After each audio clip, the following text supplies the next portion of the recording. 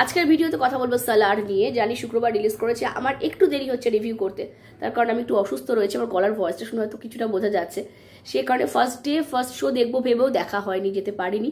আজকে দেখেছি, কেমন লাগলো জানাবো আপনাদের। আমি জানি আমার রিভিউ দেখে কেমন লেগেছে জানার পর হয়তো যারা প্রভাসের ডাইহার্ড ফ্যান রয়েছেন তাদের ভালো লাগবে না, আমার কমেন্ট বক্স হয়তো অনেক রকমের উক্তি কটুক্তিতে ভরে যাবে। তবে প্রথমেই বলেছি, এটা প্রভাসের তৈরি সিনেমা নয়, প্রভাস এখানে নায়কের ভূমিকায় অভিনয় করছেন, সুতরাং দোষটা প্রভাসের নয়। এবার আসি গল্পে, কেন ভালো লাগেনি, কেন খারাপ লাগেনি একটু বলবো আপনাদের। ফার্স্ট হাফটা আমার একদমই ভালো লাগেনি। অনেক কিছু দেখানো হয়েছে, অনেক লিঙ্ক দেওয়ার চেষ্টা করা হয়েছে, কিন্তু এত কিছু পরপর ঘটেছে যে কোনোটাই আর আমার খুব একটা ভালো লাগেনি। মানে বলা স্টাইল, দেখানো স্টাইল, আমার যে প্রথম হাফটা দেখে যেমন লাগার কথা, যেটার জন্য আমি সেকেন্ড হাফটা দেখবো, আমার সেরকম কিছু লাগেনি। দুই বন্ধুর গল্প, এক বন্ধু আরেক বন্ধুর জন্য প্রাণ দিতে পর্যন্ত রাজি, এবং তারপর কি করে সেই বন্ধুকে বাঁচাতে আরেক বন্ধুর ঝাঁপিয়ে পড়া, মানে প্রভাসের ঝাঁপিয়ে পড়া, সমস্ত কিছু ডেঞ্জার জায়গায় তার পৌঁছে যাওয়া, এবং তারপরে আসল ঘটনাটা বেরিয়ে আসা যে ঠিক কি ব্যাপার। এমন কিছু জিনিস দেখানো হয়েছে যার উত্তর কিন্তু আমি সিনেমা শেষ পর্যন্ত পাইনি। যেমন শুরুটাই হয়েছে শ্রুতি হাসান, সে বাইরে থেকে বিদেশ থেকে দেশে ফিরেছে, তার পেছনে তাকে মারার জন্য হাজারো লোক লেগে পড়েছে। লাস্ট পর্যন্ত জানা গেল না যে শ্রুতি হাসানের পেছনে বা তার বাবার পেছনে কেন এতজন, তাদের মারার জন্য কেন এতজন লেগে পড়েছে। হ্যাঁ, গল্পটা যখন এন্ড হয়, সিজফায়ার যে ফার্স্ট পার্টটা, তখন একটা অ্যাজাম্পশন করা যায় যে এটা হতে পারে হয়তো কারণ যার জন্য শ্রুতি হাসানকে মারার চেষ্টা করা হয়েছে। শেষ পর্যন্ত তার উত্তর মেলেনি। এই যে দুই বন্ধুর যে একে অপরের শত্রু হয়ে যাবে, আপনাদের জানাই যে এই যে সিজফায়ার যেটা দেখানো হয়েছে ফার্স্ট হাফে, কিন্তু সেই শত্রুতার কোনো কিছু আপনারা পাবেন না, বন্ধুত্বই কিন্তু পুরো সিনেমাটা জুড়ে আপনারা দেখতে পাবেন। সেটা হয়তো পরের পার্টে আসবে।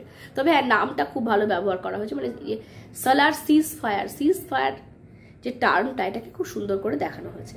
ফার্স্ট হাফে দুজন মহিলাকে দেখানো হয়েছে, পরে জানা যাবে তারা কারা। তার মধ্যে একজন মহিলাকে তো খুবই নগণ্য লেগেছে আমার, জানি না পরের হাফে হয়তো পরের যে পার্টটা সেটাতে হয়তো দেখানো হবে। তাদের কথোপকথনে খুব একটা নর্মালও লাগেনি। তারা শুধুমাত্র ফোন করে শ্রুতি হাসানকে কেন তাকে পাওয়া যাচ্ছে না, কেন তাকে আনা যাচ্ছে না, কেন তাকে মারা যাচ্ছে না, আরেকজন তো তাকে চাই বলে গিয়েছে। এরকম বেশ কয়েকটা সিন দেখানো হয়েছে। আরেকটা সিনে যেমন দেখানো হয়েছে যে গল্পের গরু গাছে ওঠে, প্রচণ্ডভাবেই গাছে উঠে নাচানাচিও করেছে ফার্স্ট হাফে। যেমন শ্রুতি হাসানকে বাঁচাতে পারে একমাত্র প্রভাস এবং তার মা, মেইনলি প্রভাস। সেই প্রভাসকে তার মা বলার পর হঠাৎ করে কোথা থেকে এতগুলো স্ট্রেন গান চলে এসছে রাস্তায় চলার পথেই, সেটা নিজেরাই চলতে শুরু করেছে। এই সমস্ত জিনিসগুলো দেখানো হয়েছে, যেটা আমার একেবারেই হজম হয়নি। ফার্স্ট হাফটা মোট কথা আমার ভালো লাগেনি। ফার্স্ট হাফের এত কিছু দেখানো হয়েছে না, আসল লিঙ্কটা খুঁজে পেতে অসুবিধা হয়েছে।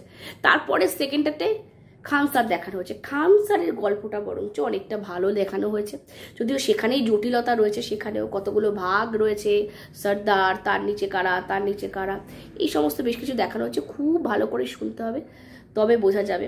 একটা সময় ক্রুয়েলিটি মানে ভায়োলেন্স দেখাতে এমন একটা জায়গায় আমার একটুখানি মোনোটোনাস লেগেছে।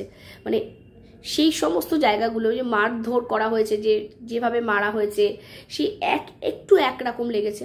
আরেকটা জিনিস আমার মনে হয়েছে, কোথাও যেন বাহুবলীর কথা আমার মনে করাচ্ছিল কিছু সিন দেখে। যেমন ওকে দেখে প্রথমে যেটা দেখানো হচ্ছে ফার্স্ট হাফে, চিনতে পারা কিছু জনের, পরে জানা গেছে যে সে কে, কেন এরকম করা হচ্ছে, চিনতে পারা, তারপর তাকে ভয় পাওয়া, এই সমস্ত কথাটা যেন বাহুবলীর কথা আমার মনে হচ্ছিল।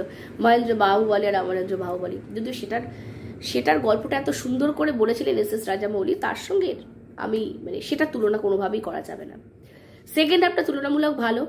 প্রভাস ভালো অভিনয় করেছেন, সবাই বলছেন প্রভাস ভালো অভিনেতা।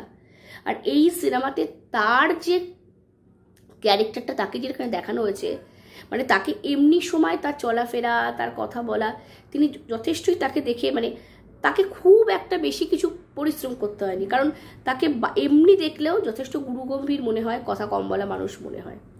এখানেও তার ক্যারেক্টারটা খানিকটা সেরকম। হ্যাঁ, মারদাঙ্গাটা অবশ্যই ফিল্মে এবং সেটা ফিল্মের প্রয়োজনই, কিন্তু খুব বিশেষ মানে নিজের চরিত্র থেকে বেরিয়ে গিয়ে অন্য কিছু বিশাল কিছু করেছেন তিনি, সেরকম নয়। তবে প্রভাস আনডাউটেডলি ভালো অভিনেতা এবং তিনি ভালো করেছেনও। পৃথ্বীরাজ, তিনিও ভালো অভিনয় করেছেন, যদিও পৃথ্বীরাজকে আমার ওর তুলনায় অনেকটা দুর্বল দেখিয়েছে বলে মনে হচ্ছে। তবে তার বুদ্ধিটা আমার মনে হয় পরের পার্টে আরও বেশি করে বোঝা যাবে। শ্রুতি হাসানকে আমার শুধুমাত্র এখানে শ্রুতি হাসানের মাধ্যমে গল্পটা দর্শক বন্ধুরা জানবেন, আমার শুধুমাত্র সেটুকুই মনে হচ্ছে। শ্রুতি হাসানকে তার থেকে বিশেষ কিছু আমার মনে হয়নি। ওভারঅল আমি যতটা আশা করেছিলাম ততটা আমার আশা পূরণ করতে পারেনি সালার। ফার্স্ট হাফটা আমি আবারও বলবো আমার একেবারেই ভালো লাগেনি, বরঞ্চ সেকেন্ড হাফে অনেক অনেক বেটার।